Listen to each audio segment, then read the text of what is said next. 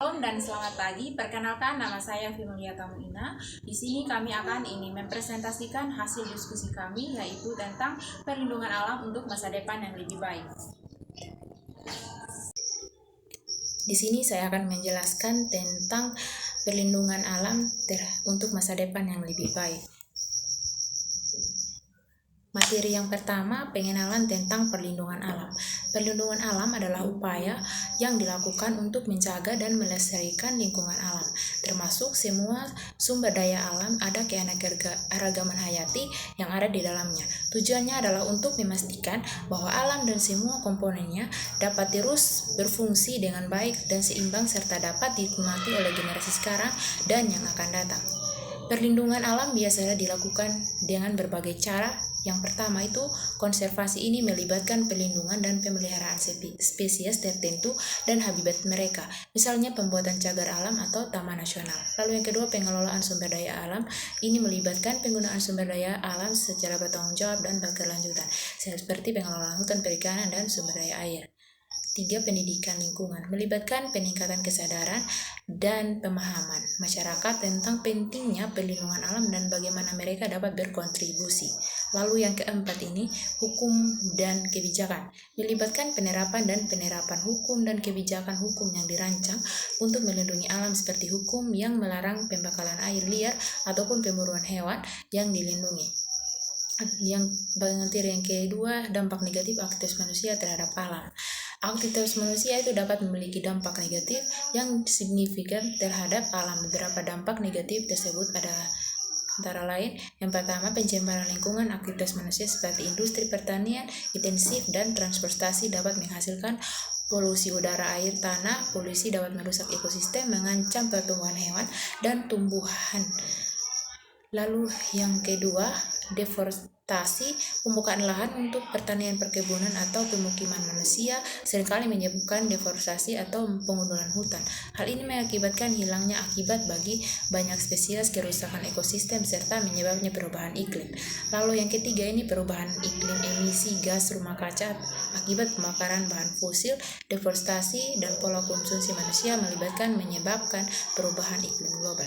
Perubahan iklim ini dapat menyebabkan peningkatan suhu rata-rata bumi, cuaca ekstrem, peningkatan permukaan air laut.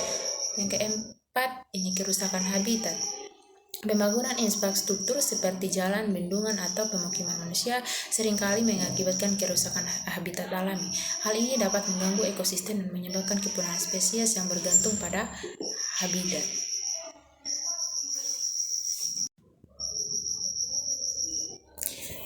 Yang bagian yang ketiga, pentingnya keanekaragaman hayati.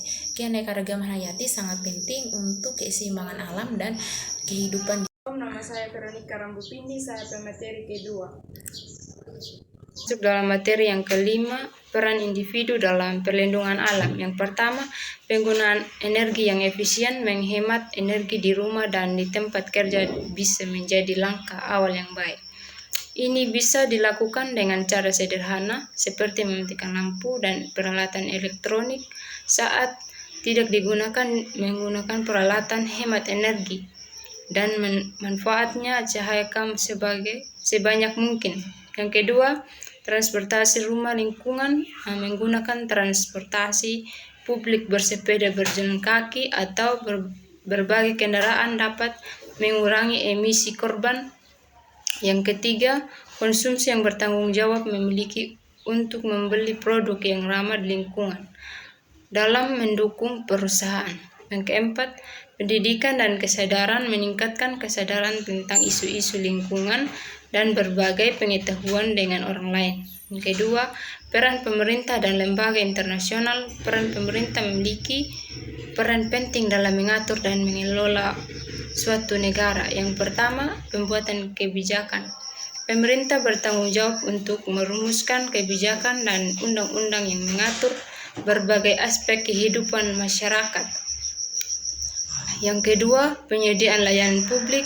Pemerintah juga bertugas menyediakan layanan publik kepada masyarakat. Yang ketiga, regulator. Pemerintah berperan sebagai regulator untuk mengawasi dan mengendalikan berbagai sektor. Yang ketiga, Studi tentang keberhasilan. Perlindungan alam, berbagai upaya telah dilakukan menjaga keberhasilan alam. Yang pertama, pendidikan dan kesadaran masyarakat dilakukan oleh masyarakat untuk meningkatkan pemahaman dan kepedulian terhadap pentingnya alam. Yang kedua, pengelolaan habitat. Upaya yang dilakukan untuk mempertahankan dan mengelola terhadap lingkungan. Yang ketujuh, harapan untuk masa depan terhadap